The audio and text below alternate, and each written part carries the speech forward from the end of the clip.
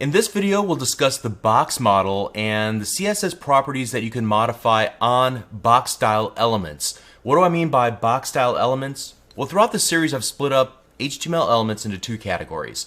There are elements that are used in line, inside of, for example, a paragraph of text. Here's a quick list of those that we've covered that fit into this category of being in line. The anchor, the code, the M, the I, the U tags, the image, the label legend, the nav, the small, the span, and there's quite a few others, okay? These inline elements take up an amount of space as indicated by the line height and the font size, the weight, and so on.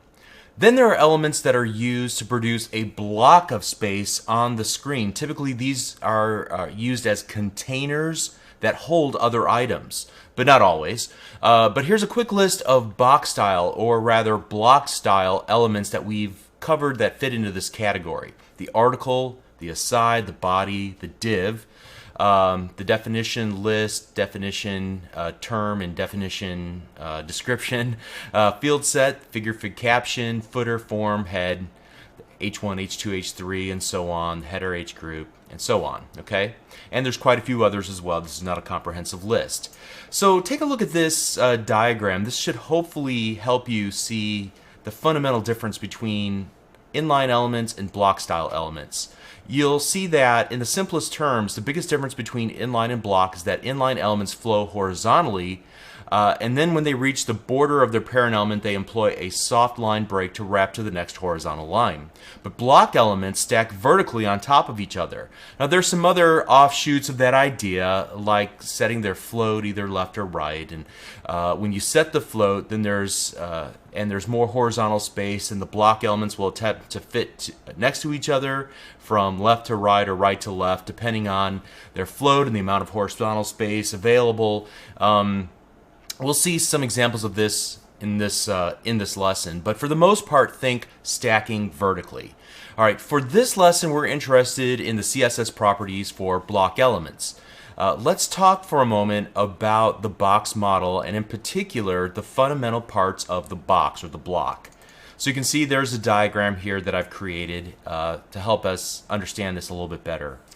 All right, so let's start by talking about the different parts of this diagram. First of all, in the innermost section is the content area itself. The content area contains your text or images or whatever content you are going to place inside of this box or block, okay? And they have two dimensions, a width and a height. Outside of that, there is a padding between sort of the edge of the block or the box and the content itself. Behind all of that is a background. In this case, the background is set to white. Then there is a border. In this case, it's the light gray color. And it takes up a certain amount of space as well, and it extends sort of the footprint, I guess you would say, of the blocks or the box.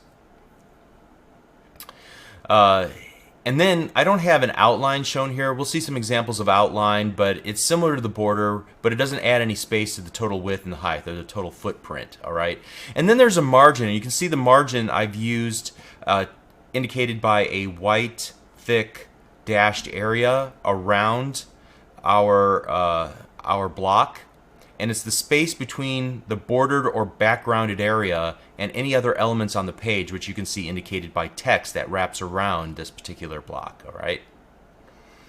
All right, so that in a nutshell is the box model, and being aware of how adding padding and margin as well as an outline add to the total footprint or the total width and height of that given block or box, okay? All right. So I guess the next question is, what properties can be set and adjusted on a block style element via cascading style sheets? Well, that's kind of the remainder of this lesson, and I've created another one of my little experiments here, the lesson 16 experiment. Let's go ahead and just open that up, and we'll walk through each of the given parts of this to better understand the propensities of a box or a block, and how we're able to modify it using padding and margins and floats and things of that nature, okay? So it'd probably be helpful as well to look at the source code for this in some cases. So I'm just going to keep that open here to the left-hand side. All right, so you can see, first of all, in example 1, I have a very simple div with a 200 by 200 dimensions here, and I put some text inside of it. In the second example, I have another 200 by 200 div. However, it's quite a bit larger, as you can see in your browser. Why is this so? Because it has a 10 pixel padding and a 10 pixel border, and so you can see the net result is about 40 extra pixels because you have 10 and 10, 10 and 10 width, and the same would go with the height as well. Okay. In the next example, kind of 3 and 4 go together here. We have 3 divs that have a value inside, and by default their display value is set to block, so display colon block. However, in example 4, I've set display colon inline, and you can see how they now line up next to each other. So it's the difference between block, which again stacks vertically, versus inline, which stacks horizontally. All right. And the same thing would be true with the H3 tags. Notice that by default they display colon block, and so you have 3 H3 tags. Notice that they by default take up 100% of your of the width of the page. However, we're able to change that by changing their display value to inline, in which case they butt up right next to each other. Pretty cool. All right, so in example 7, I show you how prior to popular frameworks that have come out within the last couple of years, designers used to use this floating of divs in order to create various sections in a grid-like structure on their web page. So let me scroll down here in the source so you can see what I did to achieve this. You can see that, again, I'm styling everything in line here, which shouldn't be a surprise if you watch the previous lessons. I only do this to keep the styling in the context of each example. Otherwise, you'd have to cross-reference between a style sheet and the HTML page, and I didn't want to go through all that for these simple examples. But never, ever, ever put inline styles in your own web pages. Okay. All right. So start over again. Here we have a let's let me do a quick review here. Okay. So first of all, we have a div, and this first div contains a paragraph, and that div has a width of 30% and floated left and a margin right of 10 pixels. So that's this area right here, and it creates a little margin area so that the next paragraph doesn't butt up right next to it. All right, then we have, sort of in the main middle area, another div. Its width is set to 50% and it's floated to the left as well. Doesn't butt up because of that 10 margin border. Now the beauty of this design is that as I change the scale of my or the size of my browser, everything stays pretty much in line. It'll fall apart when we start getting really small here, or we reduce the width. You can see that text starts running on over each other, and it just doesn't scale extremely well, but in some cases it does okay. All right, and then off to the right hand side, notice I'm floating to the right. I have a width of 15% containing a little navigation area. Okay, and so that is, again, a very common approach to laying out web pages. There might be a little bit more to it. People take a little more precaution, but in a nutshell, that's what they're essentially doing. Now, one thing I wanted to point out here, you can see that I have an HR, and I set its clear both for its style, and I explain why this is. Notice the HR tag in this example has a clear both applied. Use this to clear out floated elements. So if you try to remove this, and I'll just temporarily remove it, Control X on my keyboard, I'll save, and now I'm going to refresh this page. Notice what happens to the HR. It tries to put it next to the last floated item, and so it makes it a very small element on the page because it's trying to stack it, floating it left, and as a result, it's floating up against the other two floated items, and it just doesn't work well. So by adding the style clear both, you're clearing out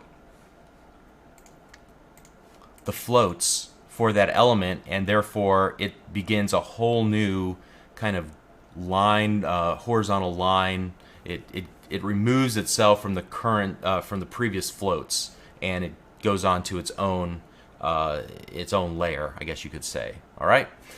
All right, so then let's move on from there and take a look at some of the stylings that you can apply to your block style elements. And we'll start out with border styles. And you can set a border style none like we do in this first div, or a number of different border styles. And let's just see, I just made the borders 10 pixels wide all the way around.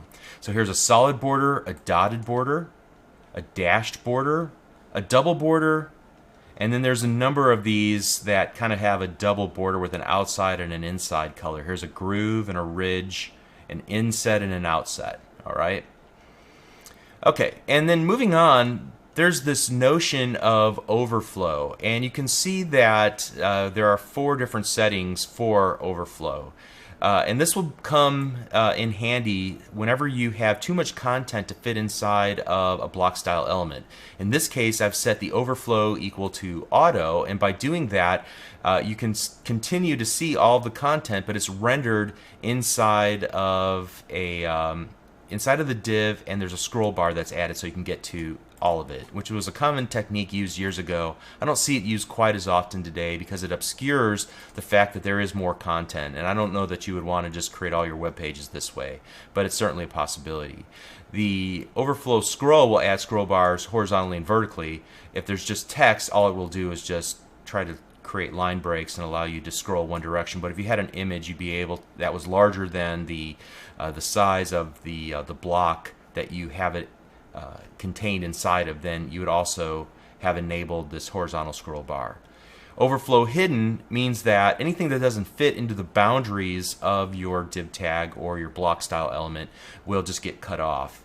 The opposite of that is overflow visible, where it'll go ahead and just spit it all out, and it doesn't use any scroll bars. It just puts it beyond the borders of your block style element, which is not preferable, I wouldn't think, in most cases. But it might have special application if you're just having a trouble formatting it any other way. Okay, example number 10, padding and margin. Here on a, let's see what example number 10 looks like. Alright, so you can see in an H3 element, I'm styling margin left 50 pixels. Okay. And you can see that I have another one of these shortcuts where we can set the top, right, bottom, left. So think about a clock beginning at midnight. So top, right, bottom, left, and you can specify each of those values without having to set margin left, margin top, margin dash right, margin dash bottom. All right. All right, example number 11. I've used this a number of times. This is how we would center something using the margin left and margin right set to auto. Okay. Padding on all sides 20 pixels, and again you can use a shortcut here setting the pixel count top, right, bottom, and then left. And don't forget that the padding adds to the overall dimensions of the content area. Alright, something new in CSS is rounded corners, and so you'll see some websites that make use of this. Here I have a border radius of 10 pixels on all sides. I think that's the right one, yes. And then I have the only on the left top and bottom right, and to get to those I set the border top left radius and the border bottom right radius to 20 pixels. All right, giving us a round on 2 corners. And I see this used often in header sections to kind of give a little stylistic flair, or in comment sections on blogs. Sometimes we'll use just certain corners to style it. Okay. And that degrades gracefully, so if you were to open this up in a browser that wouldn't support that, it would just see square corners.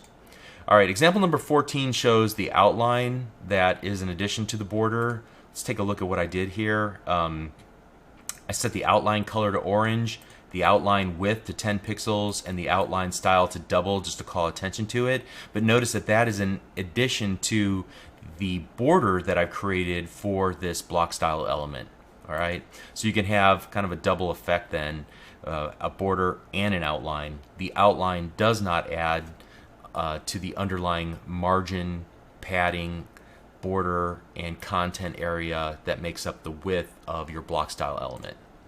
All right, example number 15 needs some explanation because you don't see anything. That's because the visibility is set to hidden. All right, so you can show visibility hidden or visibility visible.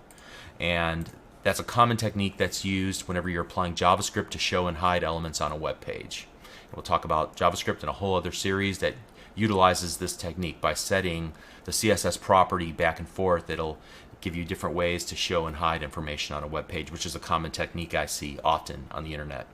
All right, and then finally, another CSS property that you can set is the cursor style that's used whenever you hover over a given element. And so again, this is probably used something that's a little bit more interactive, like when you're creating JavaScript applications on the client and you want to change, given the state, you want to change the classes that are added to or removed from a given block style element dynamically. You can also set then its various cursor states. So by default, it's just an arrow, but you can see I'm setting it to crosshair in this second example. Default help has a little question mark off to the right hand side.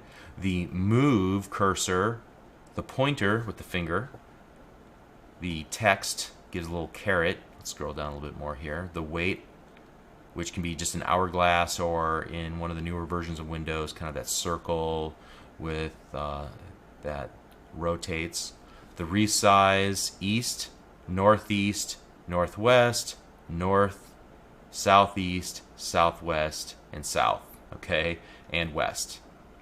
All right, and so then you can also use a custom cursor, and I note here that it's risky to do because you have to download that cursor to the end user's computer, and who knows, there's a variety of reasons why that may or may not work. But if you wanted to do that, you can set it like so. So cursor and then that common URL with the open and close parentheses to access an external resource, and then if you can stack them so that if for some reason this won't load, you can just say, all right, well then just go back to the default so that there's some cursor visible on the screen, okay? All right, so that is, in a nutshell, the difference between inline and block style elements. Block style elements are represented by a box model. The box model has several parts. Content has background, padding, it has a border, a margin, may even have an outline, and so just keeping that model in your mind as you are working with styling up your web pages so that you can make the appropriate adjustments to make everything lay out just nicely. We looked at a plethora of CSS properties for the box, or rather block style elements, and we're getting close to the end. If you followed along this far, you're doing great. Hang in there, just a couple more lessons, and then you'll have the stuff on your belt. I would recommend, once again, if you haven't already decided to do so, take a few moments, a day or so, and create the little cheat sheet like I did. Fully exercise all of the CSS properties that are available for block style elements so that you really get this firmly cemented and under your belt. Okay? See you in the next video. Thank you.